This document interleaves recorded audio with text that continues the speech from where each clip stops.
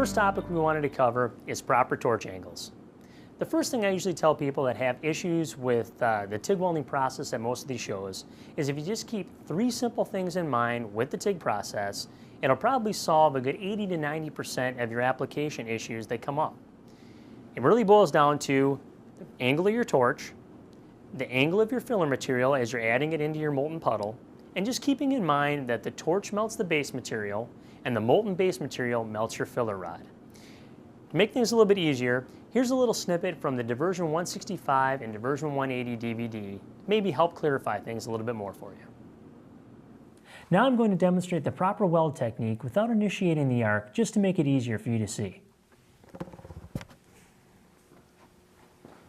Since I'm right-handed, I'm holding the torch in my right hand, and I'm going to work from right to left. If you're left-handed, you would work from left to right. I want to position my torch tip within about 1/8 of an inch from the surface. Once I establish the arc, I'll tip the torch to about 15 to 20 degrees away from the direction of travel, which allows for better visibility of the weld puddle and accessibility of the filler material. I move the torch along the seam, making sure to keep it centered. If filler material is needed, I bring it in as low an angle as I can to help prevent hitting the tungsten and contaminating it. I progress the torch along the seam, adding filler material as necessary.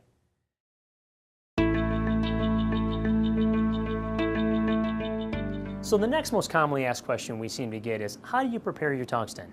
So here's another little snippet from the Diversion 165 and 180 DVD that talks about how to grind your tungsten regardless of what material type you're working on. So let's head over to the grinder and sharpen the tip. Before preparing the tungsten, make sure to read the owner's manual for recommended safety precautions and additional information for proper grinding technique. I have my grinder set up with a diamond grinding wheel. Tungsten is a very hard metal, and although a typical grinding wheel can be used, you won't be able to achieve as good a finish on the sharpened tungsten, and you will wear out your wheel sooner than if it were diamond. You will want to hold the electrode parallel to the wheel as opposed to perpendicular. This ensures that the grind marks are running the length of the tungsten rather than across it, and aids the flow of current down the electrode. With a steady grip, I slowly rotate the electrode to form a point, much like you would sharpen a pencil. I want a point that is no more than 2.5 times the diameter of the electrode. This is how we would prepare the tungsten for welding mild steel, stainless, and chromoly. However, for aluminum, we would add one more step. We would take the sharpened tungsten and grind off the tip to create a flat spot or land. When that is complete, we would place the tungsten back into the torch with the ground end sticking out approximately 3/16 to 1/4 of an inch.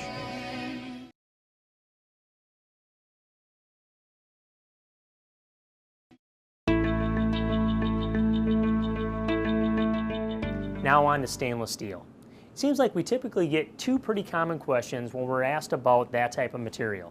1, how do I make my stainless steel welds look better? And 2, how do I prevent the warpage that seems to happen all the time when I'm welding this material? Here's a couple of examples that I can kind of talk through to show you how we can prevent both those situations. When it comes to the weld appearance and warpage issues with stainless steel, it really boils down to one key problem. Too much heat is being applied. And a good indicator of this is the color change the weld area goes through. Typically we're shooting for a light straw to a nice salmon color. If you're getting those deep dark purples to a gray that looks dirty and heavily oxidized, that's too much heat. Not only does it not look good, but it also reduces the corrosion resistance of your stainless steel.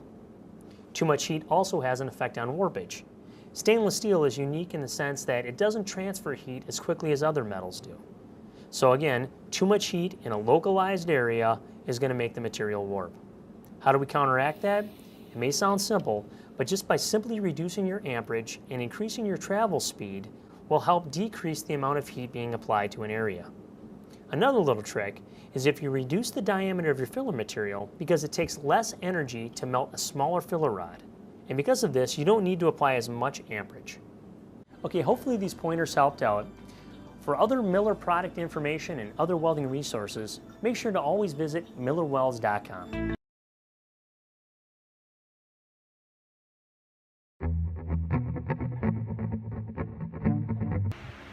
Đây là máy DH1000.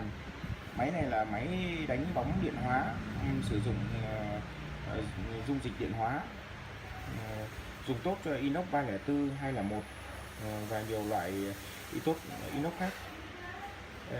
Máy đánh bóng điện hóa thì sử dụng chổi, sau đó nhúng vào dung dịch và đánh bóng lên thì được từ những cái vết hàn xấu xí thì sẽ có những cái vết hàn bóng đẹp như này chỉ trong vòng 1-2 giây. Máy sử dụng chổi nên là có thể đưa được vào các khe, những cái khe hẹp như này đều có thể đưa được vào hết.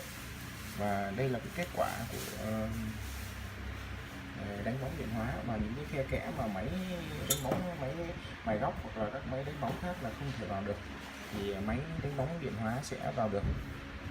Và đánh như vậy thì sẽ không bị bụi, không tốn các hạt mài nhám xếp hay đĩa mài hay nỉ xám nỉ đỏ, cũng như là đỡ bị gây ồn hay gây bụi, cũng không tốn sáp tốn lơ mà trả được về cái độ bóng nguyên trạng.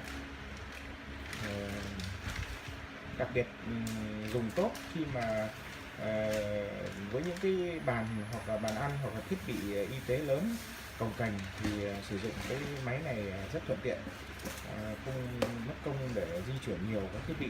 Việc sử dụng này đã đem lại không những là tiết kiệm được vật tư tiền bạc mà còn giúp ngắn thời gian cho cái quá trình sản xuất, như là cái nhân công như là văn phòng hoặc là anh chị em hoặc là vợ con cũng có thể giúp đỡ được các chủ doanh nghiệp khi mà hàng hóa quá bận, cần phải đáp ứng nhanh để không bị phạt tiến độ.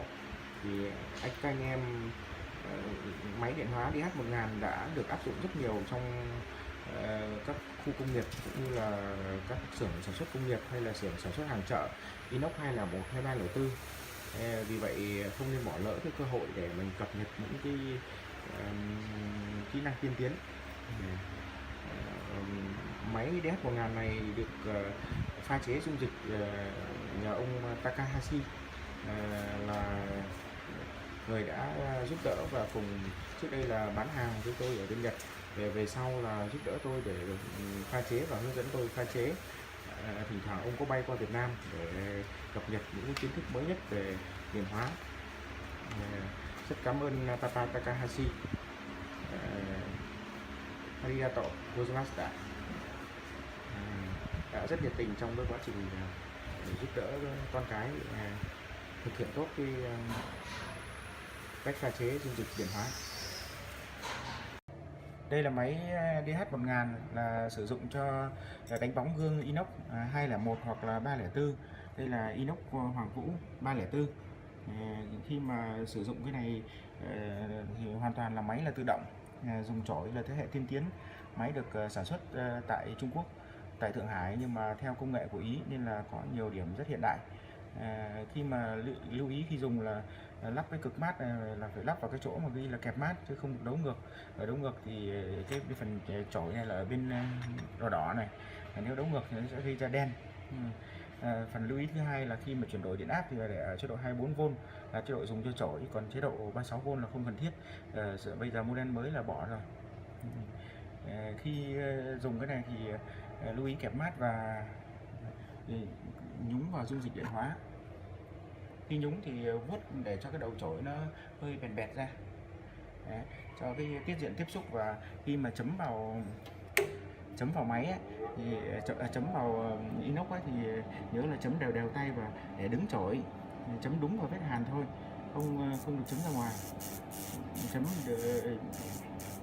lâu nhất cũng chỉ đếm đến 1, 2, 3, 4, 5 thôi. Đấy, như vậy là xong. Thì như vậy đã xử lý xong cái mối hàn điện hóa. Sau khi làm xong thì lấy cái rẻ khô lau đi và rửa nước. Thế là chúng ta xong. Thì cái kết quả cuối cùng của chúng ta là như cái mối hàn này là thâm như này mà chỉ trong vòng 1-2 giây là chúng ta đã đánh được sáng trưng lên, nhất là lau đi. Đây là những cái mẫu mà đã xử lý bằng dung dịch điện hóa rồi. Thì ở đây như những góc khuất này là những mối hàn này, là những góc khuất này là không thể xử lý được bằng máy mài, nên là dùng bằng điện hóa thì rất là nhanh. Và như ngăn kéo các thứ này là các góc của cầu thang lan can thì chúng ta đều xử lý được hết, kể cả những mặt bóng. nó trở về gần như là độ bóng nguyên trạng. Thì cảm ơn các bạn đã theo dõi.